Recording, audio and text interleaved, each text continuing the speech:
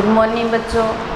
Class BSc BEd first year और BSc first year के लिए इनऑर्गेनिक केमिस्ट्री का हमारा टॉपिक चल रहा है एस ब्लॉक एलिमेंट, जिसके पार्ट नंबर 12 तक हमने कर लिया था।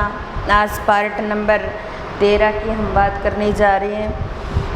हम एस ब्लॉक एलिमेंट के से जो कार्ब धात्विक यौगिक बनते हैं या एरिल एल्किल कार्ब धात्विक यौगिक जो बना रहे थे उनकी हम चर्चा कर रहे थे। जैसे हमारे पास सबसे पहले हमने एल्किल लिथियम को काम में लिया था, जिसको RLI से शो किया जाता है एल्किल लिथियम। एल्किल लिथियम को हमने सबसे पहले काम में लिया था, एल्किल लिथियम, जिसको हम RLI से शो करते हैं, जिसके बनाने के मेथड पर हमारी चर्चा हो गई थी। उसके बाद में हम इसकी रासायनिक अभिक्रिया कर रहे थे। एल्किल लिथियम जो होता है वो बहुत सारी केमिकल रिएक्शन भी शो करता है, बहुत सारे कंपाउंड की फॉर्मेशन करवाने में भी RLI का उपयोग किया जाता है। जहाँ पर गिरन्यार अभिकर्मा का कार्य नहीं करता वहाँ RLI कार्य करता है। तो जो एल्किल लिथियम है वो क्या करता है कि अगर इस एल्किल लिथियम की रासायनिक अभिक्रियाओं में आगे चलते हुए हम बात करते हैं, हम एल्किल लिथियम की रिएक्शन संयुग्मित डाइइनो के साथ कराते हैं। डाइइनो के साथ कराते हैं। इन का मतलब होता है डबल बॉन्ड। जब हमारे पास संयुग्मित डाइइन का मतलब जहाँ पर संयुग्मन की कंडीशन हो डबल बॉन्ड की वजह से, तो डबल सिंगल डबल ऐसी कंडीशन हो तो उसको बोला जाता है संयुग्मित डाइइन। तो संयुग्मित डाइइन के साथ में RLI अभिक्रिया करता है कार्ब लिथियम यौगिक। तो ये क्या करता है, कृत्रिम रबड़ का निर्माण करता है। कृत्रिम रबड़ को हम दो फॉर्म में काम में लेते हैं। एक हम बोलते हैं हेबिया रबड़ और दूसरा होता है गट्टा पर्चा। हेबिया रबड़ जो होता है, जो हमारा पौधा होता है हेबिया ब्रासिलिनेसिस, जिसकी जो लेटेक्स होती है उससे रबर बनता है, और उसकी जो सिस फॉर्म होती है उसको हेबिया रबर बोला जाता है और ट्रांसफॉर्म को गट्टा पर्चा बोला जाता है। तो जैसे हम संयुग्मित डाइइन काम में लें तो हमारे पास CH2 डबल बॉन्ड C और CH3 और ये कार्बन और इसके साथ में यहाँ पे H और double bond CH2, double single double यानी संयुग्मन की कंडीशन है। और साथ में हमारे पास में इसको क्या बोलेंगे, संयुग्मित डाइइन। क्या बोलेंगे, संयुग्मित डाइइन। इस संयुग्मित डाइइन की RLI के साथ में कार्ब लिथियम के साथ रिएक्शन करवाएंगे और यहाँ पर अपने क्या करेंगे, और इस इधर भी हम RLI के साथ में रिएक्शन करवाएंगे। जब हमें ट्रांसफॉर्म बनानी है तब तो यहाँ पर हम काम में ले लेंगे ईथर, और जब हमें सिस फॉर्म बनानी है तो हम काम में लेंगे पेंटेन। पेंटेन को काम में ले लेंगे तो CH2 सिंगल बॉन्ड C और ये डबल बॉन्ड में कन्वर्ट हो जाएगा इधर CH3 और CH2 और H। इसका मतलब क्या हो गया कि ये आगे और भी ऐसी चेन से आगे जुड़ी हुई है, जिसको बोला जाएगा हेबिया रबड़। हेबिया रबड़ या ये क्या होती है, सिस फॉर्म होती है। या फिर इसको सिस आइसोप्रीन भी बोल सकते हैं, क्योंकि आइसोप्रीन से ही बन रही है ये। फिर उसके बाद में दूसरी कंडीशन ये आती है CH2।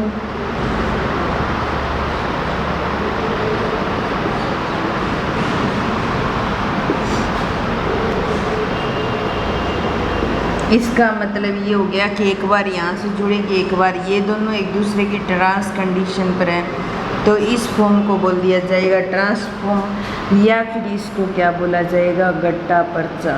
क्या बोला जाएगा, गट्टा पर्चा। तो कार्बोलिथियम जो यौगिक है वो क्या कर सकता है, संयुग्मित डाइइनों के साथ रिएक्शन कर सकता है, और संयुग्मित डाइइनों के साथ रिएक्शन करके हैविया रबर और गट्टा पर्चा का निर्माण कर सकता है। जब संयुग्मित डाइइन के RLI और पेंटेन की उपस्थिति में रिएक्शन करवाते हैं तो हमें हैविया रबर प्राप्त होता है, जो सिस फॉर्म होती है। ऐसी चेन ऊपर से या तो ऊपर से CH2 के द्वारा जुड़ी रहेगी या नीचे से, मतलब एक ही साइड से जुड़ी रहेगी, तो उसको बोला जाएगा सिस फॉर्म।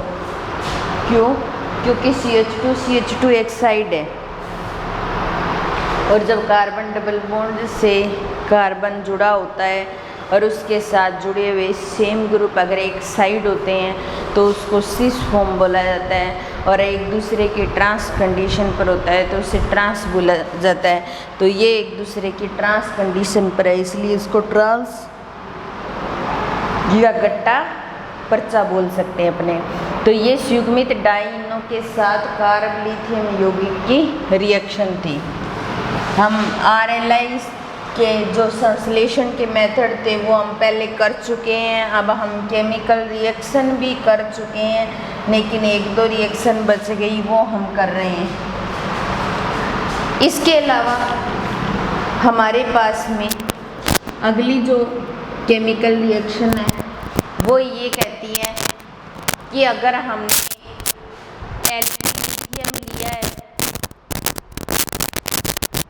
और एल्किल लिथियम डाइएथिल जिंक के साथ, एल्किल हैलाइड के साथ, या इसके अलावा डाई एथिल मरकरी मैग्नीशियम के साथ रिएक्शन संकुल का निर्माण कर सकते हैं। इसका मतलब ये है कि कार्बोलिथियम जो यौगिक है वो संकुल भी बना सकता है। क्या कर सकता है? संकुल भी बना सकता है।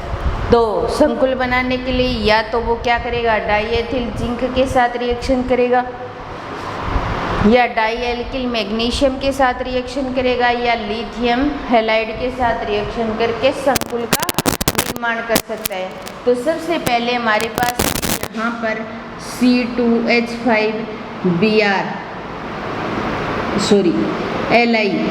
RLI ले लिया। C2H5 किसको शो कर रहा है? R को शो कर रहा है, Li इसके साथ जुड़ा हुआ है, तो RLI या C2H5 Li या एथिल लिथियम बोल सकते हैं। क्या बोल सकते हैं? एथिल लिथियम बोल सकते हैं। प्लस C2H5 की ट्वाइस Zn, इसको बोला जाएगा एथिल लिथियम।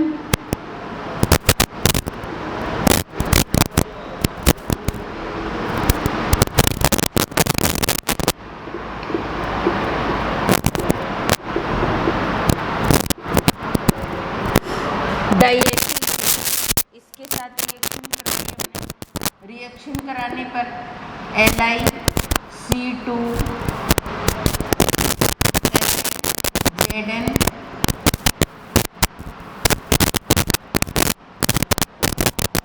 C2H5 की ट्वाइस L, ये क्या बन गया? संकुल बन गया। तो इसने क्या किया है कि लिथियम में डाइएथिल जिंक के साथ रिएक्शन करके किसका निर्माण कर दिया? संकुल का निर्माण कर दिया। लिथियम ट्राई एथिल जिंक ये बन गया। इसके अलावा C2H5 Li, वही हम RLI बोल सकते हैं, एथिल लिथियम बोल सकते हैं, ये लिया हमने। और साथ में क्या करवाते हैं? लिथियम ब्रोमाइड के साथ रिएक्शन करवाते हैं LiBr, जिसको हमने लिथियम हैलाइड नाम दिया। मैंने ये बात बोली थी स्टार्टिंग में कि एल्किल लिथियम जो होता है वो डाइएथिल जिंक के साथ या लिथियम हैलाइड के साथ रिएक्शन करके संकुल की फॉर्मेशन करता है। Li और LiC2H5Br, ये भी क्या है, संकुल है हमारे पास, तो ये संकुल की फॉर्मेशन कर सकता है। RLi एल्किल लिथियम संकुल का निर्माण कर सकता है। इसके अलावा इसकी रिएक्शन डाई एल्किल मैग्नीशियम के साथ कराएं या डाई फेनिल मैग्नीशियम के साथ करवाएं तब भी हमें संकुल प्राप्त।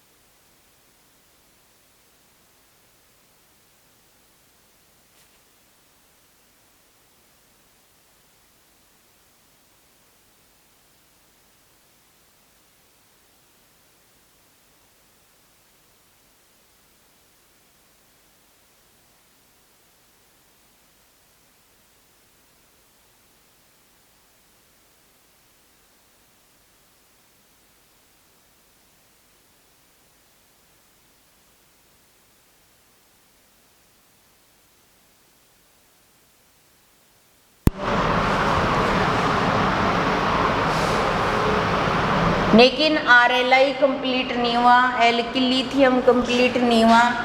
RLi की संरचना की बात करें हम, तो इनकी जो संरचना होती है वो चतुष्फलकीय होती है या चतुष्फलक के फॉर्म में होती है, ऐसा बोल सकते हैं हम। RLi की जो संरचना होती है वो चतुष्फलकीय फॉर्म में होती है, चतुष्फलक के रूप में होती है। फिर हम इनके उपयोग की बात करें। RLi का उपयोग एथिलीन के बहुलीकरण में किया जाता है। एथिलीन के बहुलीकरण में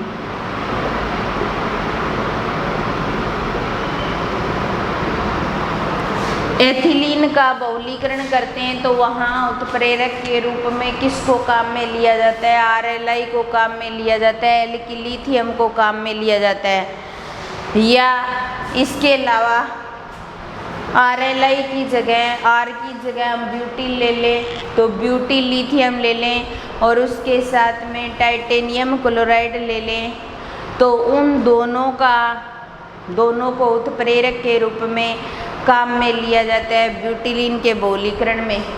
ज़्यादातर क्या होता है, बहुलीकरण की जो प्रक्रिया होती है उसमें ही RLi को काम में लेते हैं उत्प्रेरक की तरह, चाहे हम किसी के साथ मिला करके उत्प्रेरक के रूप में काम में लें या सिंगल फॉर्म में, क्योंकि ज़्यादातर बहुलक बनाने में काम में लिया जाता है। बहुलीकरण का मतलब हो गया कि वो चैन या वो एकलक इकाइयाँ आपस में जुड़ गई और एकलक इकाइयाँ आपस में जुड़ करके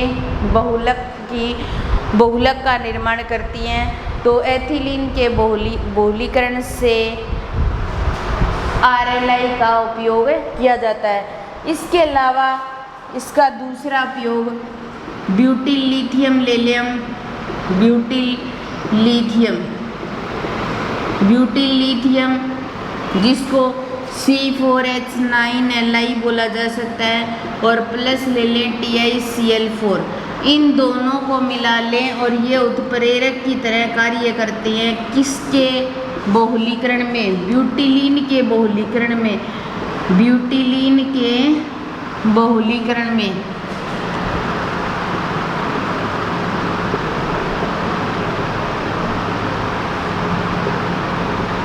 ब्यूटिलीन के बहुलीकरण में उत्प्रेरक के रूप में काम में लिया जाता है ब्यूटिलिथियम और TiCl4। तो ब्यूटिलिथियम या एल्किल लिथियम का भी ये मोस्ट इम्पोर्टेंट जो हमारे पास उत्प्रेरक है। इसके अलावा ब्यूटिलिथियम का उपयोग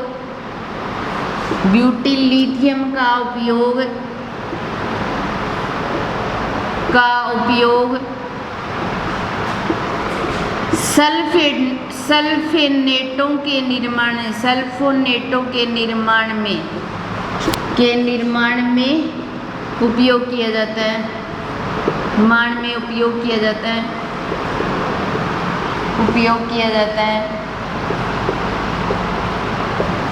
जिनको क्या करते हैं अपमार्जक की तरह उपयोग में ले सकते हैं। अपमार्जक की तरह अपने क्या करते हैं, इसको उपयोग में लेते हैं। तो ये भी एक RLI का मोस्ट इम्पोर्टेंट जो क्या है उपयोग है। इसके अलावा RLI का उपयोग ब्यूटाडाइन या आइसोप्रीन के बहुलीकरण में अभी किया था हमने। हैविया रबर और गट्टा पर्चा बनाया था तो वहाँ बहुलीकरण हो रहा था। आइसोप्रीन के बहुलीकरण में भी इसका उपयोग किया जाता है। किसका? RLI का उत्प्रेरक की तरह काम करता है आइसोप्रीन या ब्यूटाडाइन। क्योंकि ये चीज़ हम बहुलक वाले चैप्टर में पढ़ते हैं कि बहुलक का निर्माण आपने 12th क्लास में पढ़ा होगा कि वहाँ पर हम बहुलक बनाते थे तो वहाँ पर इनका उपयोग करते थे। और विशेष तौर से रबर के निर्माण के लिए, रबर का अगर निर्माण करना है तो वहाँ पर इसका उपयोग किस फॉर्म या किस उत्प्रेरक के रूप में काम में लिया जाता है? वो उत्प्रेरक होता है पेंटामेथिलीन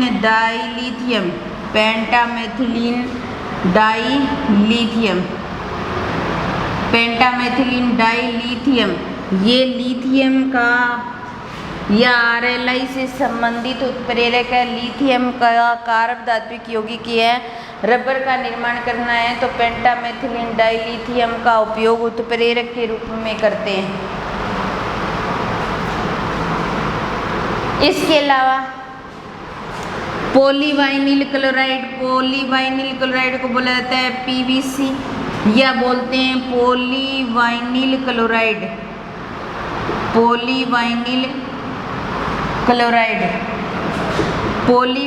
क्लोराइड के निर्माण में भी क्या करते हैं, अपने कार्बलिथियम यौगिक का उपयोग करते हैं। निर्माण में कार्बलिथियम यौगिक का उपयोग करते हैं उत्प्रेरक के। कार्बलिथियम यौगिक से संबंधित उत्प्रेरक एक तो होता है लिथियम बोरोहाइड्राइड।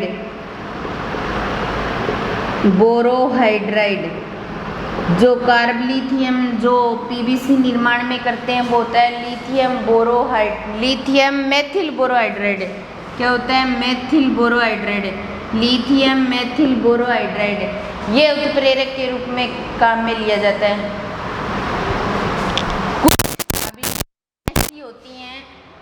कुछ रासायनिक अभिक्रियाएं ऐसी होती है जहाँ RMGX को बोला जाता है गिरण्यार अभिकर्मक।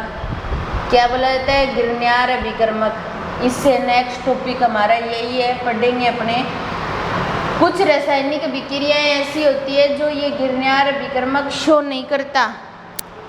उन अभिक्रियाओं को करवाने के लिए फिर क्या करते हैं? उन रिएक्शन को करवाने के लिए हम क्या करते हैं? RLI का उपयोग करते हैं। चाहे हम RLI का उपयोग ब्यूटिलिथियम के रूप में करें, चाहे हम इसका उपयोग लिथियम मेथिल बोरोहाइड्राइड के रूप में करें, चाहे हम ब्यूटिलिथियम TiCl4 के रूप में करें, यानी उत्प्रेरक के रूप में इसको काम में लिया जाता है। तो RLI की संरचना चतुष्फलकीय फॉर्म में होती है। उपयोग एथिलीन के बहुलीकरण में, एथिलीन से पॉलीएथिलीन बनाना है हमें, तो हम उत्प्रेरक के रूप में RLI का उपयोग करते हैं। इसके अलावा ब्यूटीलिथियम C4H9 एलआई को ब्यूटीलिथियम बोला जाता है और TiCl4, इन दोनों को मिलाते हैं तो क्या बनता है, उत्प्रेरक। और उस उत्प्रेरक का उपयोग ब्यूटीलिन के बहुलीकरण में उपयोग में लेते हैं। ब्यूटीलिथियम का उपयोग सल्फोनेटों के निर्माण में कर सकते हैं, सल्फोनेटों के निर्माण में कर सकते हैं, जिनका उपयोग हम अपमार्जक के रूप में करते हैं, जिनका उपयोग अपमार्जक के रूप में किया जाता है। ब्यूटाडाइन हो गया या आइसोप्रीन हो गया, उनका बहुलीकरण करने में भी हम लिथियम का जो उत्प्रेरक होता है उसका नाम है पेंटामेथिलीन डाइलिथियम, इनका उपयोग कर सकते हैं। हमने आइसोप्रीन से हैवियर रेबर और गट्टा पर्चा भी बनाया था, उसी तरीके से इसका यूज किया जाता है। या PVC को बोला जाता है पॉलीवाइनिल क्लोराइड, इसके निर्माण में भी कार्ब लिथियम या लिथियम मेथिल बोरोहाइड्रेट का उपयोग किया जाता है। ये था हमारा RLI एल्किल लिथियम या कार्ब लिथियम यौगिक जो कंप्लीट हो गया है। उसके बाद हम नेक्स्ट स्टार्ट करेंगे।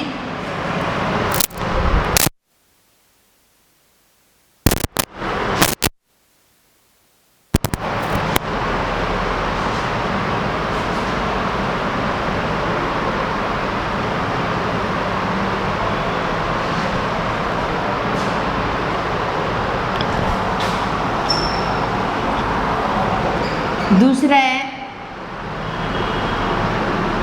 गिरनार अभिकर्मक या ग्रिग्नार्ड रीजेंट बोल सकते हैं अपने,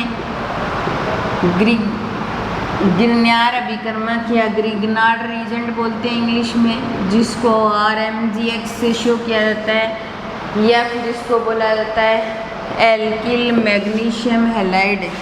क्या बोला जाता है, एल्किल मैग्नीशियम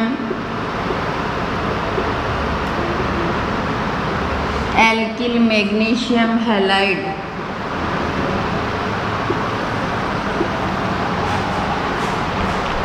फ्रेंच केमिस्ट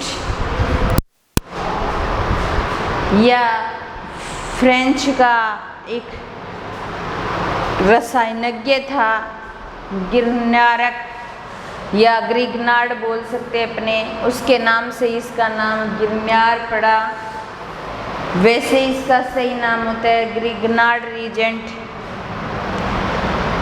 उसने इसकी सबसे पहले इसको बनाया और इसको नाम दिया गिरनार अभिकर्मक या ग्रिग्नार्ड रीजेंट या एल्किल मैग्नीशियम हैलाइड, या इसको बुलाता है कार्ब मैग्नीशियम यौगिक, इसको बुलाता है कार्ब मैग्नीशियम यौगिक। एक प्रकार का ऑर्गेनोमेटेलिक कंपाउंड बोला जाता है। मैग्नीशियम जो मेटल है वो एस ब्लॉक से संबंधित है, तो इसलिए हमें इसको एस ब्लॉक एलिमेंट के अंदर पढ़ना पड़ता है। अन्यथा ये जितनी भी ऑर्गेनिक रिएक्शन होती हैं या जो हमारी ऑर्गेनिक केमिस्ट्री की ज़्यादातर रिएक्शनों में या ऑर्गेनिक केमिस्ट्री में इसको यूज किया जाता है। इसके अलावा इसको इनऑर्गेनिक में भी हम पढ़ते हैं। ये एस ब्लॉक के एलिमेंट से संबंधित है, इसलिए इसको बुलाता है गिरनार अभिकर्मक या एल्किल मैग्नीशियम हैलाइड या कार्ब मैग्नीशियम यौगिक। सबसे पहले हम इसके बनाने की विधि की बात करते हैं, तो बनाने का एक ही मेथड है इसका, दूसरा कोई मेथड भी नहीं है। आपने 12th क्लास में भी पढ़ा होगा कि कार्ब मैग्नीशियम यौगिक को कैसे बनाते हैं। तो सबसे पहले आती है बनाने की विधि।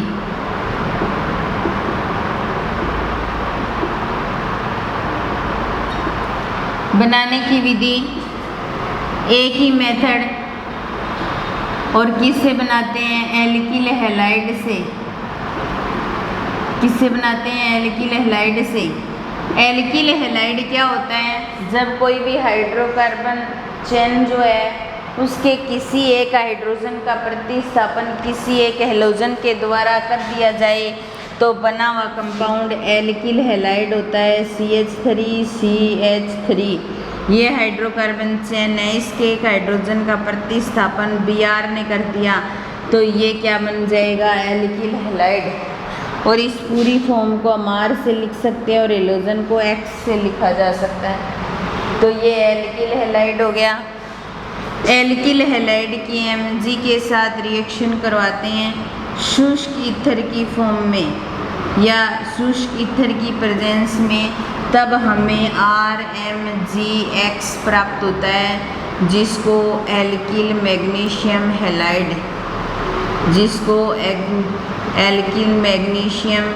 हैलाइड बोला जा सकता है। तो ये बनाने का एक ही मेथड, बढ़िया मेथड। गिरनार विकर्मक जो होता है उसका संश्लेषण अगर हमें करना है तो हमें शुष्क ईथर की उपस्थिति लेना आवश्यक होता है, या अगर यहाँ पर कोई अन्य प्रकार का कोई भी उत्प्रेरक अगर उपस्थिति में काम में ले लें तो एल्किल मैग्नीशियम हैलाइड नहीं बन पाएगा। तो ईथर क्या होनी चाहिए, शुष्क होनी चाहिए। तो ये एक ही मेथड और मोस्ट इम्पोर्टेंट मेथड कि कार्ब मैग्नीशियम यौगिक बनाने की विधि और एल्किल हैलाइड से और एल्किल हैलाइड के मैग्नीशियम के साथ अभिक्रिया करवाते हैं शुष्क ईथर की उपस्थिति में, तो एल्किल मैग्नीशियम हैलाइड प्राप्त होता है। क्या प्राप्त होता है, एल्किल मैग्नीशियम हैलाइड।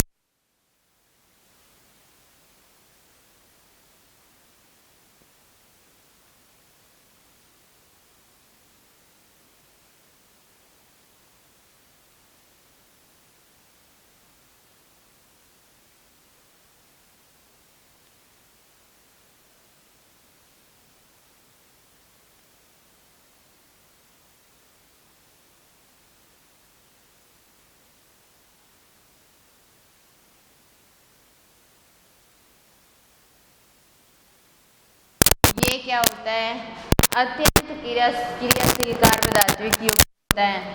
यह अत्यंत क्रियाशील कार्ब धात्विक यौगिक होता है, अत्यंत क्रियाशील कार्ब धात्विक यौगिक होता है, कार्ब धात्विक यौगिक होता है। क्योंकि हम इसको बनाते हैं तो हम शुष्क ईथर को काम में लेते हैं, और शुष्क ईथर को जब काम में लेते हैं तो शुष्क ईथर इसको क्या करता है, अत्यधिक क्रियाशील बना देता है। अगर शुष्क ईथर की जगह वायु या नमी अगर उपस्थित हो जाए इसके अंदर तो ये अपघटित हो जाएगा और सही तरीके से गिरनार विकर्मक या एल्किल मैग्नीशियम हैलाइड नहीं बन पाएगा। तो इसलिए बनाने का मेथड और भौतिक गुणों से संबंधित हमने बातें कर ली, और बाकी नेक्स्ट क्लास में करेंगे इसकी केमिकल रिएक्शन। एक बार हम आज की क्लास ये